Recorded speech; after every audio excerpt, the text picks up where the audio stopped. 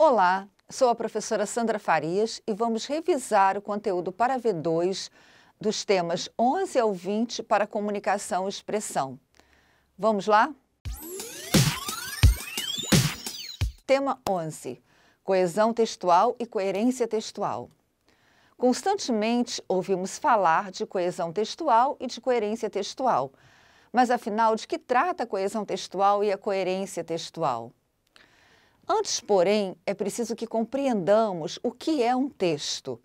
A estudiosa Ingedora Vilaça diz que o texto é visto como lugar próprio da interação verbal e que os interlocutores são sujeitos ativos empenhados dialogicamente na produção de sentidos.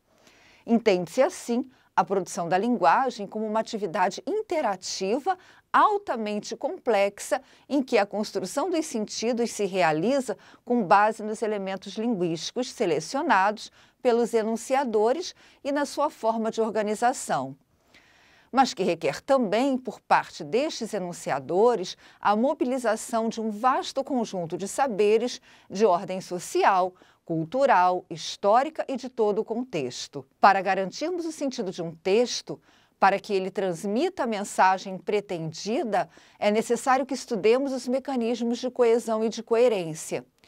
De maneira generalizante, podemos dizer que a coesão trata da conexão harmoniosa entre as partes do texto, do parágrafo, da frase.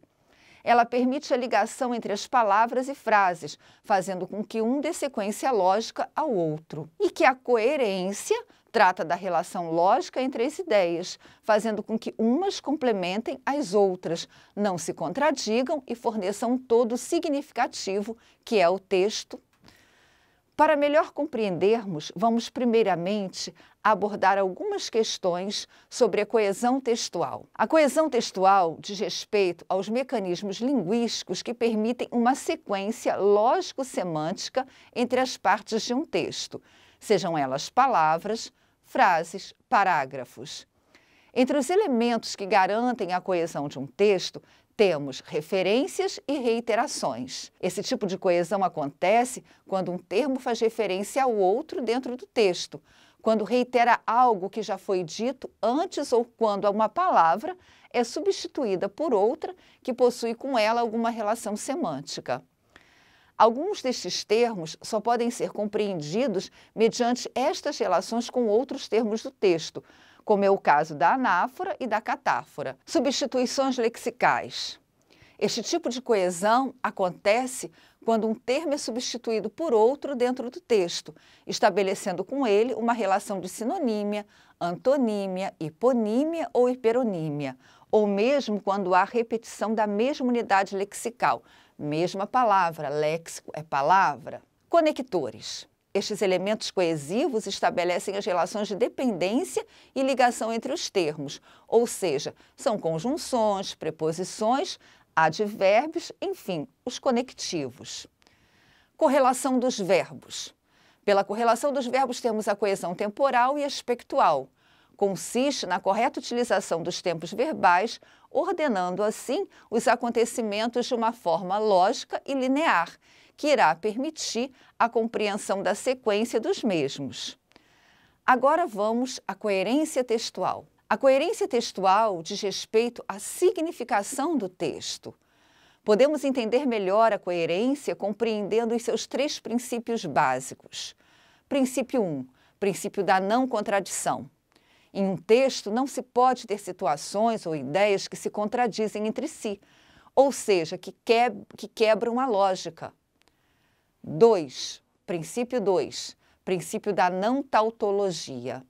Tautologia é um vício de linguagem que consiste na repetição de alguma ideia, utilizando palavras diferentes. Um texto coerente precisa transmitir alguma informação, mas quando há repetição excessiva de palavras ou termos, o texto corre o risco de não conseguir transmitir a informação. Caso ele não construa uma informação ou mensagem completa, então ele será incoerente. E o terceiro princípio, que é o princípio da relevância. Fragmentos de texto que falam de assuntos diferentes e que não se relacionam entre si, acabam tornando o texto incoerente, mesmo que suas partes contenham certa coerência individual. Sendo assim, a representação de ideias ou fatos não relacionados entre si fere o princípio da relevância e traz incoerência ao texto. Tema 12. Pronomes pessoais. Os pronomes pessoais indicam as pessoas do discurso. Quem fala, primeira pessoa, com quem se fala, segunda pessoa, e de quem se fala, terceira pessoa. Eles variam em gênero e número e são classificados de acordo com a função que exercem e sua tonicidade. Quanto à função, são divididos em pronomes pessoais do caso reto e pronomes pessoais do caso oblíquo. E, de acordo com a tonicidade, são classificados em pronome oblíquo átono e pronome oblíquo tônico. Pronomes pessoais retos. Os pronomes pessoais retos substituem substantivos e assumem principalmente a função de sujeito da oração. Podem, contudo, atuar também como predicativo do sujeito. São eles: primeira pessoa do singular, eu. Segunda pessoa do singular, tu. Terceira pessoa do singular, ele, ela. Primeira pessoa do plural, nós. Segunda pessoa do plural, vós. Terceira pessoa do plural, eles, elas. Vamos ao exemplo. Ele finalizou o projeto há poucos dias. Ele é o pronome pessoal. Pronomes pessoais oblíquos átonos. Os pronomes oblíquos átonos substituem substantivos e podem assumir a função de objeto direto ou de objeto indireto da oração. Não são precedidos de preposição. São eles: primeira pessoa do singular, me. Segunda pessoa do singular, te. Terceira pessoa do singular, o, a, se, lhe. Primeira pessoa do plural, nós. Segunda pessoa do plural, vós. Terceira pessoa do plural, os, as, se, lhes.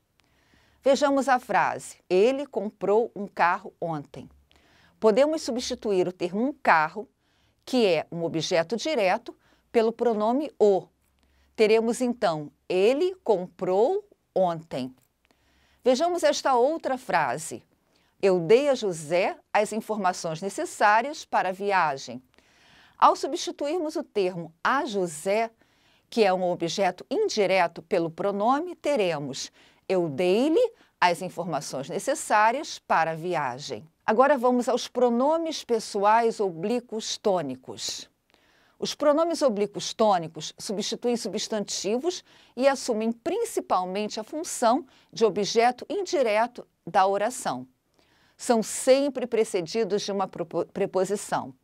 São eles: primeira pessoa do singular, mim, comigo. Segunda pessoa do singular, ti, contigo.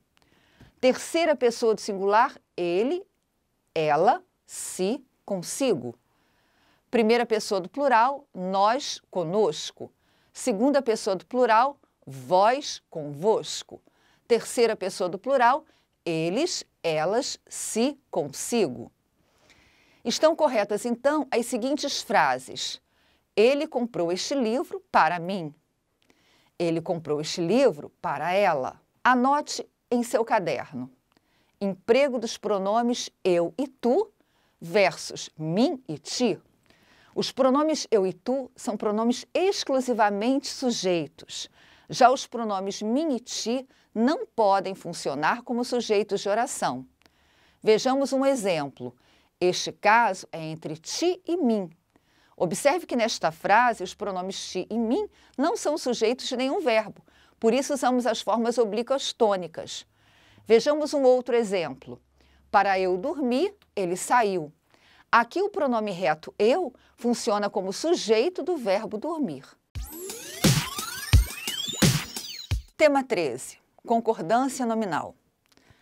A concordância nominal ocorre quando há concordância em gênero, masculino ou feminino, e número, plural ou singular, entre o substantivo e o adjetivo que o caracteriza.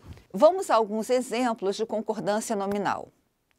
A aluna estudiosa passou no concurso. O aluno estudioso passou no concurso. As alunas estudiosas passaram no concurso.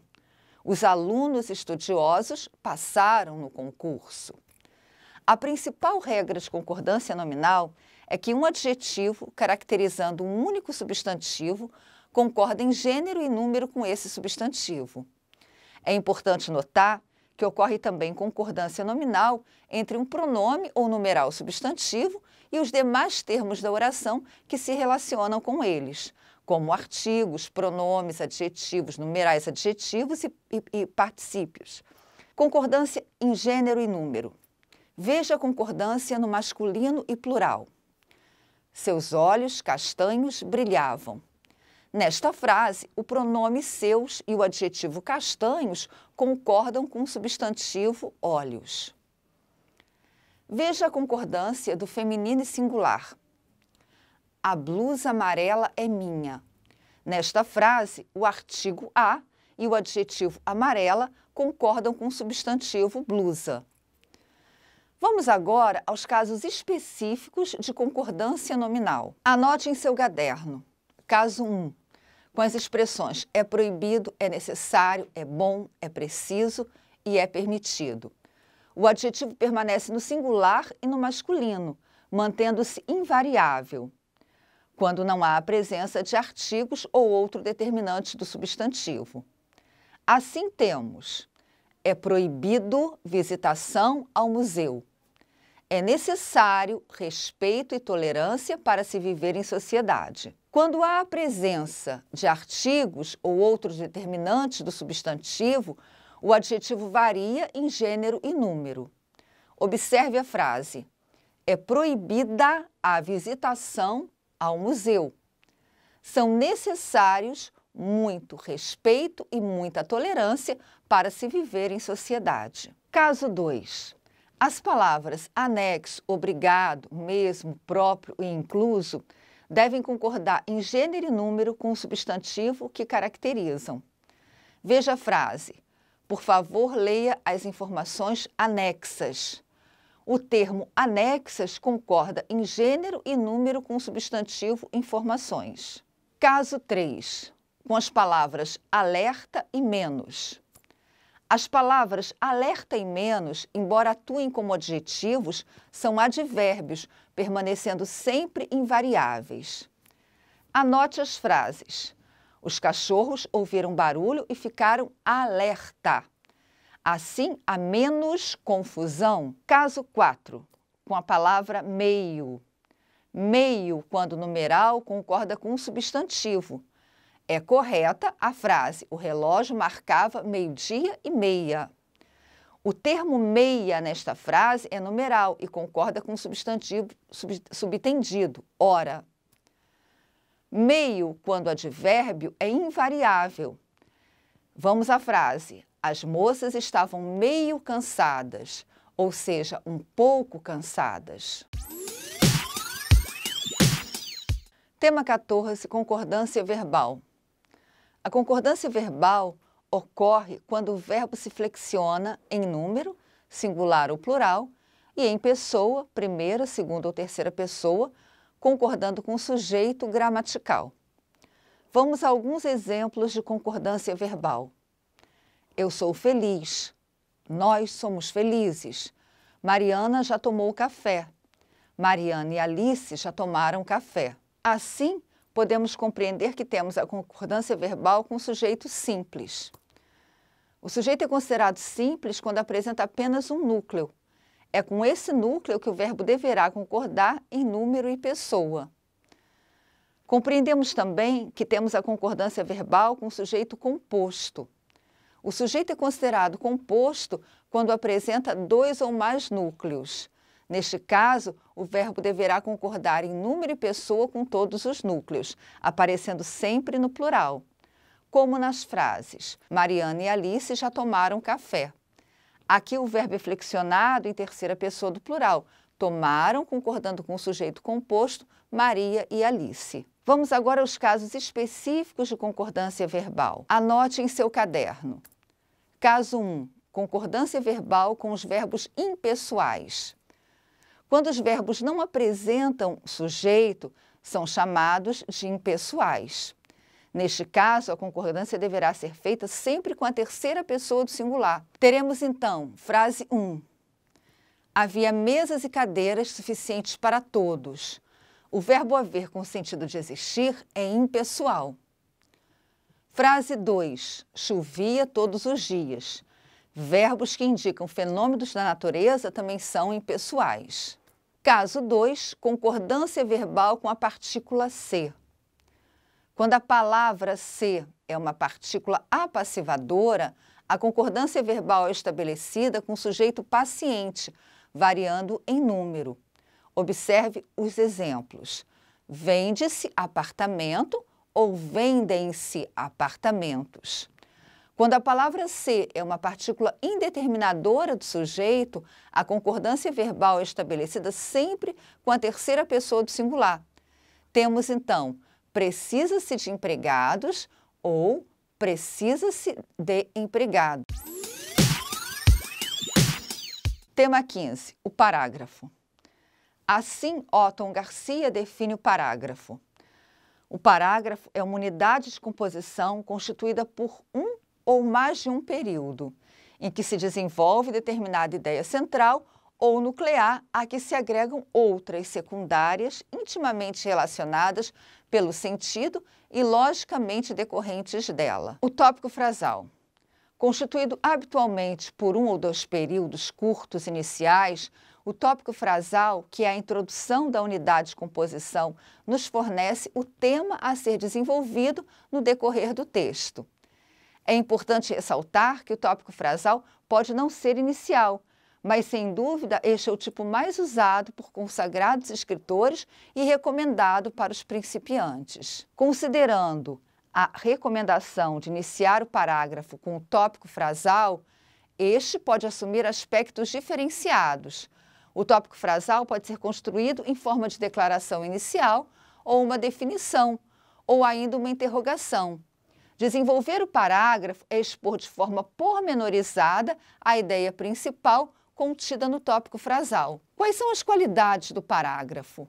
Um parágrafo deve apresentar as seguintes qualidades: a correção, que diz respeito às normas e princípios do idioma; a clareza, precisamos no ato da escritura buscar a expressão clara e objetiva da ideia, por isso a escritura deverá ser coesa e coerente; e a concisão, que é a apresentação da ideia buscando usar com precisão as palavras, por isso é preciso ampliar o seu vocabulário. E a ênfase. É importante realçar, através de mecanismos próprios, a ideia apresentada. Normalmente, a ideia mais importante nós colocamos no início da frase, em posição de realce. E, finalmente, a argumentação, que é a exposição dos fundamentos da ideia, de forma a torná-la suscetível de aceitação. Tema 16. Gêneros textuais. De acordo com a autora Engidori Vilaça, os seres humanos, ao longo da existência, constroem uma competência metagenérica, que diz respeito ao conhecimento de gêneros textuais, sua caracterização e função. É essa competência que nos propicia a escolha correta do que produzir textualmente nas situações comunicativas de que participamos. Por isso, não contamos piada na igreja ou em uma formatura, porque são ambientes que exigem discursos formais. Ainda é essa competência que possibilita aos sujeitos que participam de uma interação comunicativa não só diferenciar os diversos gêneros, isto é, saber se estão diante de um horóscopo, um bilhete, um diário, ou de uma anedota, um poema, um telegrama, uma aula, uma conversa telefônica, como também identificar as práticas sociais que os solicitam. Além disso, somos capazes de reconhecer se em um texto predominam sequências de caráter narrativo, descritivo, expositivo ou argumentativo. Isto é, o contato com os textos da vida cotidiana, como anúncios, avisos, artigos de jornais, catálogos, receitas médicas, prospectos, guias turísticos, dentre outras tantas formas de textualidade, exercita a nossa capacidade metatextual, nos orientando a construir e a compreender textos. Tema 17, regência verbal. Dá-se o nome de regência à relação de subordinação que ocorre entre um verbo ou um nome e seus complementos. Ocupa-se em estabelecer relações entre as palavras, criando frases não ambíguas que expressem efetivamente o sentido desejado, que sejam corretas e claras. Na regência verbal, o termo regente é o verbo.